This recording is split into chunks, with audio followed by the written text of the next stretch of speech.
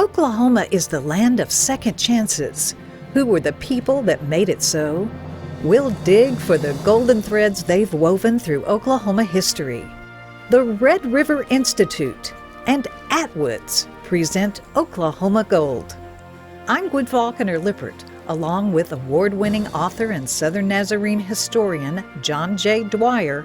We'll find the golden nuggets of Oklahoma history here now on Oklahoma Gold.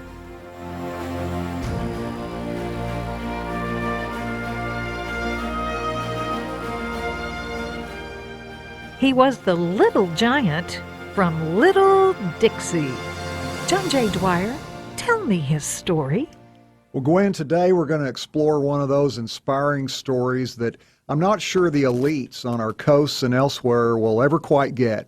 The hometown Oklahoma boy or girl of anonymity and humble means who, against all odds, rises to the heights of success and accomplishment.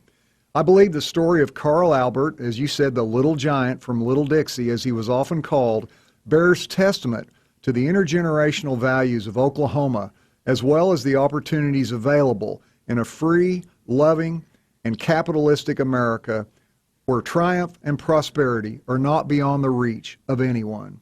For indeed, Carl Albert grew up in traditionally the most economically challenged section of Oklahoma, the southeastern hill and mountain country, the old domain of the Choctaws. It's often referred to as Little Dixie, Dixie being the traditional sobriquet of the southern states because of its similar geography, demographics, and culture to the old Southern Confederacy that surrounded it and that it was unofficially a part of. Well, Carl Albert was born smack in the middle of Little Dixie in a mining camp near McAllister. And this tiny boy in worn overalls became the first high school graduate from the Bug Tussle community. And yes, sports fans, there really is a Bug Tussle, Oklahoma. Bug Tussle. Yep. And Carl Albert was from there. And he wound up being the highest elected official of any Oklahoman in history. How that happened, as they say, forms the rest of the story, but it's not our golden nugget. That will be something else. Well, Albert scattered vibrant pearls of his youth throughout his autobiography, including these words: "In our backyard stood the universal and indispensable instrument of life in rural Oklahoma," Albert wrote, "a huge black iron boiling pot, its 3 short legs resting on rocks. In the summer, it heated water for shoeless children to wash their feet nightly. In the fall, it converted ashes and hog fat into lye soap.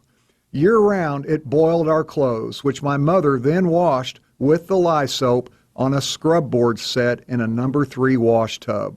That's a long way, isn't it, from the upbringings of today's politicians, of today's anybody.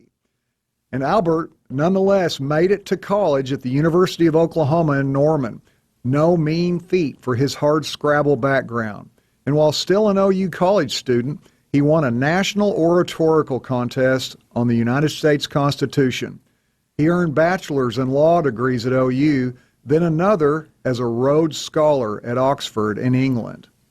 As it did for so many, though, World War II interrupted. It interrupted Albert's legal work and replaced it with Army artillery training. He was soon commissioned an officer and transferred in 1942 to the Army Air Corps' Judge Advocate General's Legal Division, or more familiarly, JAG. While serving in Washington, D.C., he met, dated, and married Mary Harmon, a South Carolina native who worked in his office. And a few months later, he was transferred to the JAG office of none other than legendary General Douglas MacArthur, Supreme Allied Commander in the Pacific Theater of Operations. Based in Brisbane, Australia, MacArthur was planning the invasion and reconquest of the Philippines, from where he had famously declared 2 years before, "I shall return," upon having to retreat from it, all en route to eventually defeating Japan. Unfortunately, as Albert recalled, rank immorality, corruption, and black market profiteering riddled the American troops there. And here is his recollection of those momentous days during World War II, and I'm quoting Carl Albert again. "General MacArthur was determined to restore military discipline. For that reason, he wanted a strong JAG branch. one particularly fitted to criminal prosecution. That was the assignment that brought me to Brisbane. I had not been there long before I realized just how important that task was. Black markets operated openly. Theft, organized, massive theft, was gaining momentum. Both officers and men had grown accustomed to treating government property as their personal possession. The intelligence units that MacArthur had ordered beefed up had no trouble at all locating offenders and gathering evidence. The JAG staff had the more difficult mission, winning convictions in an environment that had come to expect such misdeeds as routine, and even the soldier's fair reward. That's the end of Albert's quote. Well, his prosecutorial work in Australia, New Guinea just to the north, then the Philippines, ranged from a vast bootlegging network that purloined alcohol by Army medical dispensaries, to murder, to gang rape, to colossal theft of government property. The scale and the audacity of the theft operations were almost unbelievable, Albert recalled. The arrogance of the lieutenant colonel masterminding it was too.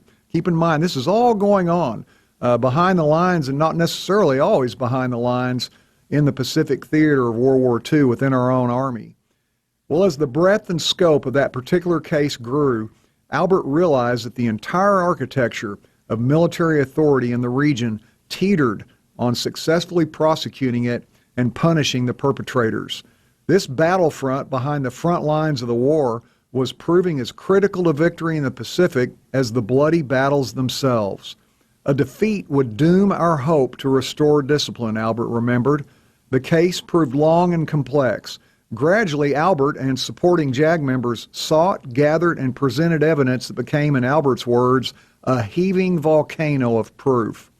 Well, the Oklahoman, the Bug Tussle native, he delivered a climactic and decisive closing argument.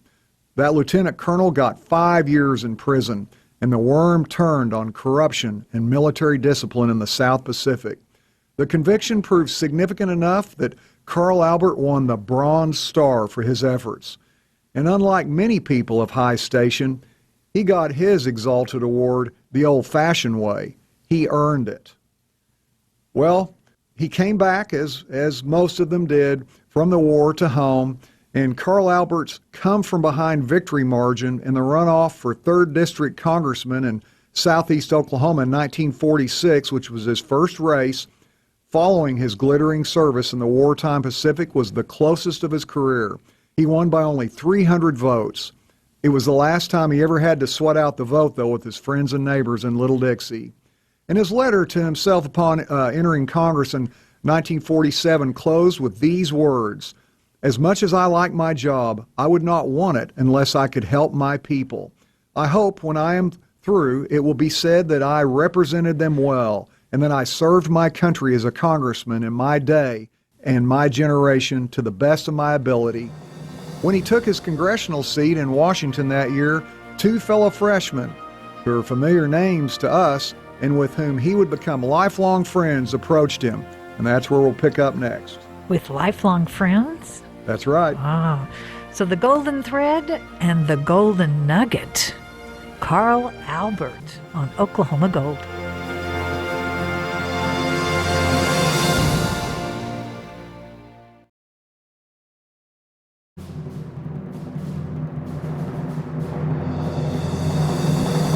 Dignifying our history through the stories we share. The Little Giant from Little Dixie on Oklahoma Gold. John J. Dwyer, I made note of the fact he won a national oratorical contest at a young age. He was a Rhodes Scholar, but you call him the Little Giant. Why Little Giant? He truly was very small, his entire life, physical stature. And he spoke softly. He was not a commanding presence, but he was giant in his influence and his character. Aha. So what could be the golden nugget? Well, we're headed there very directly, and to get us there, let's pick up where he enters his first day of congressional service in 1947. That first morning, a Republican new congressman himself named Richard Nixon or Dick, as Carl Albert always called him, complimented Albert on that 1927 oratorical triumph way back in Albert's OU days, and joked about his own quick exit in a later contest. Then after lunch that afternoon, a Democrat, a fellow named John, but he went by usually Jack Kennedy, asked Albert, was he the Rhodes Scholar from Oklahoma? Again, many years before, and Kennedy humbly expressed his honor at meeting him. Well, Albert's purpose, determination, and intellect also caught the eye of House Speaker Sam Rayburn. One of the most powerful American political leaders of the 20th century, Rayburn grew up just down the old Texas road that Stan Wadey, who we've talked about before, rode up and down from Albert in Bonham, Texas. He aided Albert's freshman career by inviting him to his office for informal chats, offering him tips and insights, and paving the way for a key early Agriculture Committee assignment. Rayburn obviously spotted something special in Albert early on and devoted his time and energy to mentoring him. This later enabled Carl Albert to crucially aid Oklahoma Senator Robert S. Kerr in the successful and historic feat of building the McClellan-Kerr navigation system. Well, Albert advanced to Democratic Majority Whip, or second in command, in 1955, then Majority Leader in 1962. In 1971, after nearly a decade leading his party in the House, he took the gavel as Oklahoma's highest elected leader ever, Speaker of the United States House of Representatives. And during his 6 years as Speaker, he rose to a level of selfless statesmanship that few ever have, as events closed in on his old friend, Republican Richard Nixon, over Nixon's cover-up of the Watergate hotel burglary that political supporters of his had conceived and then botched. Now, this is 1974. I think it's interesting as you hear this final story about Carl Albert, which provides our golden nugget for this program, Gwen. I would encourage our listeners to think how different this attitude, this temperament, just this consideration of priorities is from recent generations of politicians of all persuasions, especially with the media fueling them all on. For there was a chorus of voices in 1974 among Albert's own Democratic allies urging him to take supreme political advantage of the situation, that is, a president of the opposite party in mortal peril. His allies wanted him to block or at least delay confirmation of Republican Representative Gerald Ford as vice president, who was going to succeed the already disgraced previous vice president Spiro Agnew. They also wanted him to quickly railroad Nixon's impeachment through the House and to take the presidency. You're wondering, why are they wanting all this? Well, the capper was they wanted Albert to take the presidency himself as next in the constitutional line of succession, even though he belonged to a different political party than the man whom the American people had resoundingly reelected as president.